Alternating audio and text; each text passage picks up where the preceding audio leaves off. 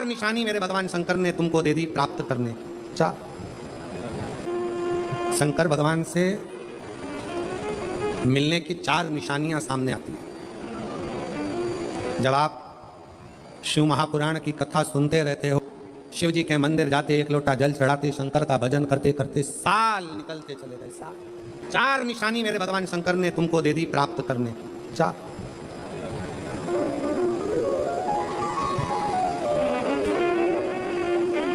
चार संकेत शिव मिलने के, शिव समागम के, शंकर को प्राप्त के।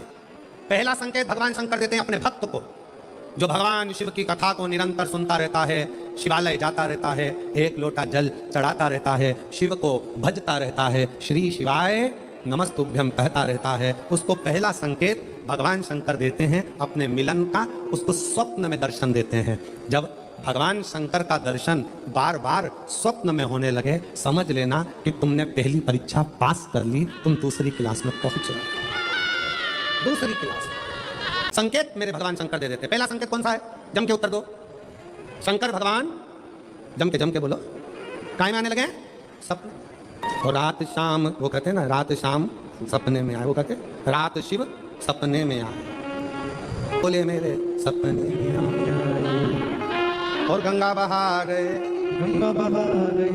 भगवान शिव जब स्वप्न में दिखने लगे, स्वप्न में आने लगे, स्वप्न में दिखने लगे, समझ लेना तुम्हारी पहली परीक्षा पास हो गई और तुम आगे बढ़ गए। आगे अब शिव तुम्हारे करीब में आ रहे हैं। दूसरा संकेत भगवान शंकर देते हैं शिव महापुराण की कथा सुनने वालों को। पहला संकेत शिव जी ने दिया, अगर शंकर सपने में आए समझ लेना शिव जल्दी मिलने वाले हैं। दूसरा संकेत, जिस शिवलिंग की तुम घर में पूजन करते हो, जिस शिवलिंग के मंदिर में पूजन करते हो, मान लो वो शिवलिंग कभी तुमको उसमें शंकर का प्रतिबिंब दिखने लगे, कभी तुम्हें ऐसा लगे कि कोई मुझे झांक रहा है, कभी तुम्हें ऐसे लगे कि मंदिर में और कोई भी है, तुम्हें कभी लगने लगे कि ये शंकर का शिवलिंग हिल रहा है, कभी तुम्हें लगे तुम्हारे घर में रखा हुआ शंकर का शिवलिंग कोई मनुष्य की आकृति जैसा दिख रहा है, कभी तुमने लगने लगे कि जिस मंदिर में मैं जाती हूँ वहां का शंकर का शिवलिंग ऐसा लग रहा है कि मंदिर में और भी लोग बैठे हैं। तुम मंदिर से निकल रही थी, पीछे से कोई की आवाज आई, तुमने पलट कर देखा कोई नहीं, तुम्हें लगने लगे, समझ लेना कि तुमने शिव पुराण की दूसरी परीक्षा पास कर ली। शंकर तुम्हारे करीब में आने चाहिए, शिव तुम्हारे करीब में आ रहे करीब। और शिव महापुराण की तीसरी परीक्षा शंकर संकेत देते हैं, मिलन का संकेत। पहला संकेत स्वप्न, दूसरा संकेत अपने इष्ट मूर्ति का हलचल, और तीसरा संकेत जब आप कुछ सोचो और वैसा की वैसा ही तुम्हारे साथ 2 दिन या 5 दिन में हो जाए, समझ लेना कि तीसरा संकेत दे दिया, मतलब शंकर तुरंत मिलने वाला है। तुमने सोचा अपने बेटे से कहते बेटा मत कर ऐसा, ऐसा करेगा तो उसके साथ ऐसा हो जाएगा, बेटी मुझे लग रहा है कि ये काम गलत है, बेटा तू ऐसा कर ले ऐसा हो जाएगा। संकेत तुम्हें मिलने लगे और तुम्हारी विवेक, तुम्हारा एंटीना, तुम्हारी बुद्धि, तुम्हारा चित्त प्रबल हो जाए, समझ लेना कि शिव मिलने वाला। संकेत शिव तीसरे नंबर का संकेत भगवान शंकर देते हैं जब आप शंकर के मंदिर में जाकर बैठो या अपने पूजन के स्थल पर जाकर बैठो और शंकर जी से आप बात कर रहे हो और उसका जवाब शिव देना प्रारंभ कर दें, संकेत में देना चालू कर दे, समझ लो शिव मिलने वाला। चौथा संकेत, अब चतुर्थ नंबर का संकेत, और ये संकेत नहीं है शिव का मिलना है। जब ये 3 परीक्षा पास हो जाती है तो चौथे नंबर की परीक्षा पास करने की जरूरत नहीं पड़ती है। दुनिया के लोग कहते हैं कि भगवान आते हैं 2-4 घंटे रुकते हैं, सब झूठ है। भगवान एक क्षण के लिए आता है और तुम्हारे सामने आकर तुम्हारे सामने से निकल कर चले जाता है और तुम्हें महसूस करा देता है कि मैं तेरे सामने आया था और निकल कर चले गया, तो मुझे पहचान नहीं पाया। आता है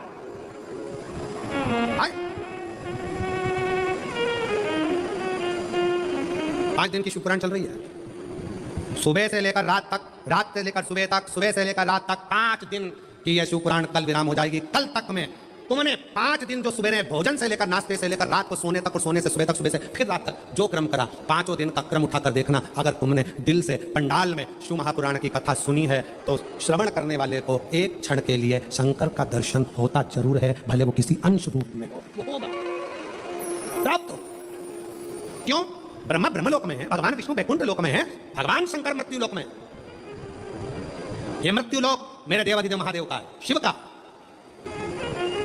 ये शंकर का। जब ये शिव का लोक है, शंकर का लोक है, तो जब हम हृदय से भगवान शिव को पुकारते हैं तो एक क्षण के लिए शिव आता चले। श्री शिवाय नमस्ते, चित्तवृत्ति में वही समाहित हो। कोई पुण्य का भागी नहीं है, सबके सिर पर पाप की गठरिया। पार्वती अमरनाथ की गुफा में भगवान शंकर कहते हैं संसार सागर में कलयुग में आपका जन्म हुआ है तो मस्तक पर पाप की गठरिया भरी पड़ी है। कोई तुमसे कहे कि हमारा श्राप लग जाएगा, बद्दुआ लग जाएगी, ये लग जाएगा, वो लग जाएगा, दुनिया के लोग तुम्हें डराएंगे, धमकाएंगे, डरने की जरूरत नहीं है। संसार सागर में कोई दूध का धुला हुआ नहीं है। शिव पार्वती से कहते हैं संसार में वही श्रेष्ठ है जो शिव की आराधना में डूबा है और शंकर के मंत्र का स्मरण कर रहा है। पाप सबके माथे पर है।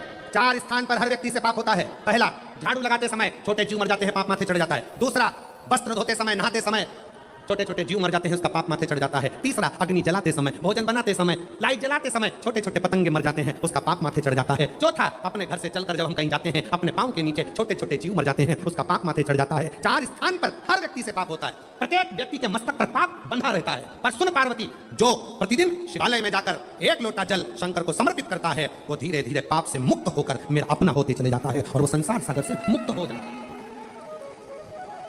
बहुत डराया गया संसार में, लोगों ने खूब डराया आप लोगों को, ऐसा मत करना पाप लग जाएगा, ऐसा मत करना पाप लग जाएगा, ये मत करना पाप लग जाएगा, भगवान को ऐसे भोग लगा दिया पाप लग जाएगा, भगवान को ऐसे जल चढ़ा दिया पाप लग जाएगा, भगवान को ऐसा कर दिया पाप लग जाएगा, भगवान को ऐसे प्रणाम कर दिया पाप लग जाएगा। शिव महापुराण ने सब कुछ समाप्त कर दिया। शिव महापुराण ने तो एक ही बात कही कि बच्चा गंदे नाली में गिर जाए, बच्चा गंदे पानी में गिर जाए, बच्चा गंदे कीचड़ में गिर जाए, उसको कोई नहीं उठाएगा, कोई गले से नहीं लगाएगा। बच्चा कीचड़ में गिरा हुआ केवल एक माँ और एक बाप होते हैं जो कीचड़ में गिरे हुए बच्चे के कपड़े नहीं देखते, उसको गले से लगा लेते हैं। उसी तरह संसार में कितना भी पाप हो जाए, शंकर के मंदिर जाना मत छोड़ना, क्योंकि वो पाप ऐसा है कि तुम कितने भी पापी हो तो भी गले से लगाकर तुम्हें तार देगा, तो भी तार देगा। तुमसे कहे पाप लगेगा, पाप लगेगा, शिव जी की भक्ति में, भजन में, स्मरण में उल्टा जपो, सुल्टा जपो, कैसे जपो, दिन में जपो, रात में जपो, शुद्ध में जपो, अशुद्ध में जपो, जैसे हो वैसे जपो। शंकर का नाम जपने वाले पर भगवान कृपा करता है। जो दिल से श्री शिवाय नमस्तुभ्यम बोलता है वो शंकर की औलाद, शिव का पुत्र कहलाता है। श्री शिवाय नमस्तुभ्यम बोलने वाले पर शंकर कितनी भी समाधि में लगे हो, श्री शिवाय नमस्तुभ्यम बोलने वाले को शिव नेत्र खोल कर दर्शन देते हैं।